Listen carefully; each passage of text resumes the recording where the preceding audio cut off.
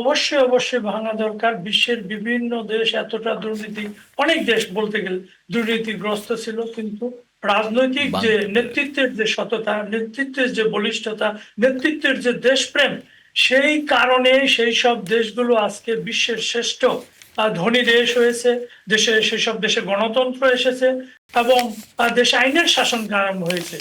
গণতন্ত্র কম হলেও আইনের শাসন হয়েছে। আইনের শাসন যদি থাকে তাহলে আপনার গণতন্ত্র আসবে, মানুষের অধিকার ফিরে পাবে, ন্যায় বিচার পাবে। এই বিষয়গুলো নিশ্চিত করতে হলে আগে আপনার দলের ভেতর নেতৃত্বের যে শ্রেষ্ঠত্ব, নেতৃত্বের যে সততা, নেতৃত্বের যে এইটা আগে কায়েম করতে হবে। দলের ভেতর গণতন্ত্র থাকতে হবে, মানুষকে কথা বলতে দিতে হবে, তারা বাছাই করবে কে নেতৃত্ব দিবে দলের ভেতর। আজকে আমলা এবং ব্যবসায়ীরা কখন সুযোগ পায়? নেতৃত্বের যদি দুর্বলতা থাকে তখন তা ব্যবসায়ী এবং আমলারা সেই সুযোগ পায়, এই সুযোগটা গ্রহণ করে নেতৃত্বকে। এর আগে আমি বলেছি শেখ হাসিনা কিভাবে ফ্যাসিস্ট হলেন।